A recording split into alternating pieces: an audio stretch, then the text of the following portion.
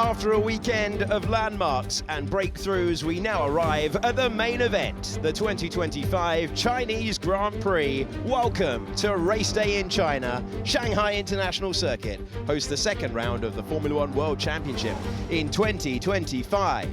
We have a new name starting out front. Oscar Piastri is on Grand Prix pole for the first time in Formula One. This is the circuit he will hope to convert that pole into victory on.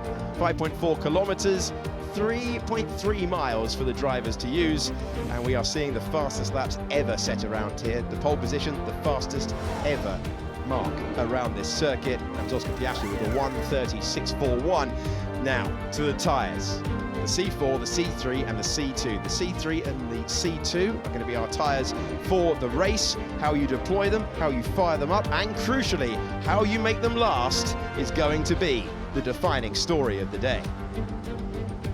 You're looking at Shanghai International Circuit. This is the grid for the second Grand Prix of the year. Back to front we go, where we'll find Liam Lawson, who will be starting from the pit lane. Gabriel Bortoleto finds himself in 19th position, the reigning Formula 2 champion. More rookies now, with Jack Doohan in 18th. He's next to Oliver Behrman, who didn't get a chance to set a push lap at the end of Q1. Pierre Gasly has gone out in both Q1s so far this weekend. He's next to Carlos Sainz, who is struggling with the balance of that car. Lance Stroll was 0.08 of a second behind Fernando Alonso. One driver delighted to be in the session, the other disappointed not to make Q3. Hulkenberg restoring his prowess in qualifying in 12th. Esteban Ocon taking a good step forward from Melbourne to Shanghai. Alex Albon is next to Yuki Tsunoda. Tsunoda was on for a mega lap, had a mistake and washed wide on the exit of turn 13. Kimi Antonelli is in 8th next to Isaac Hadjar, who starts his first Grand Prix in 7th position after a DNS last time out. Ferrari find themselves in 6th and 5th. Did they bias the car to race pace? Not long to find out. Max Verstappen trying to be the first person ever to win from 4th on the grid around here. Lando Norris was a little bit downbeat afterwards, a little bit happier today. He goes from P3. George Russell is on the front row once again in Formula One, but ahead of him, taking his maiden Grand Prix pole position, Oscar Piastri of Australia. It will be a long, hard stare at the 5 red lights. When they go out, second Grand Prix of the year will begin.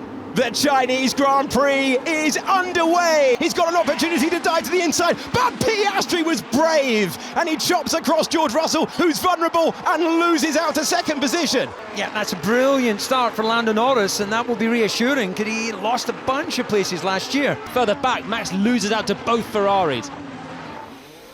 This is Russell, and he has the overlap, which is just so enticing to go and throw your car, but it's not a big enough braking zone to launch a lunge, and he was right to back out of it. This is Charles Leclerc, just knocks him wide into Hamilton. Gabriel Bortoleto was towards the back of the field. He's still running in the Grand Prix, but the car heavy with fuel on the opening lap, and round he went.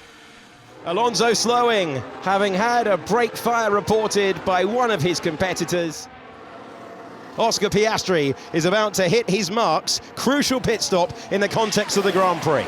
These are the pressure moments for McLaren, the reigning world champions, and it's not as efficient as they've managed in the past. 3.8 seconds. And let's go to Esteban Ocon. He's made the move on the Mercedes, has he? Because that was the car in front. Ocon going super brave, and he's got to the inside, exactly a car's width left, and he took the chance.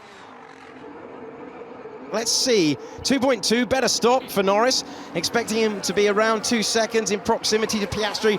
Can George Russell get back the place that he got at the start? Tyres won't be the same temperature as well. Russell gets ahead, crucial moment, and then you see, surely Lando Norris will sweep by. He does sweep by, Stroll yet to stop. Through goes Russell up to second place, and Norris finds himself falling behind the Mercedes man. Can Lando Norris reclaim the position? He knows it's vital if he's going to win this Grand Prix. And Lando Norris takes back the place. A crucial move if he's going to win. We want to swap this lap, swap now. Yeah, it makes sense. Leclerc's been too close for too long in this race, and even though Lewis has looked better throughout so much of it, Charles has the better chance from what we've seen so far. This is Oliver Behrman. We're getting a replay of the British driver getting past the New Zealander under braking at the hairpin. This is Oliver Behrman pushing on, fresher rubber, trying his favoured move. He is enjoying the superior traction. It's another lovely late braking move from Oliver Behrman, who's making his way through the traffic. Wait, front wing damage from what? I don't know how Tsunoda's picked that up. Ah, yeah, look, it's just through the turbulent air of the car in front. Norris wants every point he can get, but Piastri wants to be a contender for this World Championship. You are looking at the current World Champion. We're on board. Nose cam as he tries to go the long way round. Does he get the place? He does! 4th position. After the misery of Melbourne, Oscar Piastri wins the Chinese Grand Prix for only his 3rd Grand Prix victory, and Lando Norris nurses home the McLaren. The champagne flows for McLaren and Oscar Piastri. Lando Norris making it a 1-2 as well. Their 50th in the sport. The first was back in 1968 when it was Denny Hulme beating team founder Bruce McLaren. Very, very happy. Obviously exactly the kind of result we wanted, not just for myself, but for the whole team. So, yeah, pretty pumped. I think that was probably maybe the least emotional win, but the most satisfying, for sure. So, no, very, very proud of the whole team. I think we had a lot of things we had to try and tackle this weekend with the car, and we did a really good job of trying to do that for today. And yeah, I feel like I did a good job as well, so very, very pleased. It hurt a lot because I think my pace was very, very strong at the end of the race. I really would have loved to have had breaks and challenged Oscar, because I think I could have done, but he deserved the win today, and he's driven very good all weekend, so an amazing result for us as a team. But yeah, we were lucky. We had something failing on the brakes, and we were lucky to finish the race in the end. So a scary last couple laps, just because at any point the brakes could have disappeared, and they almost did. I mean, my foot was flat to the floor every time, so it's scary. This is like not something you want when you're driving a car.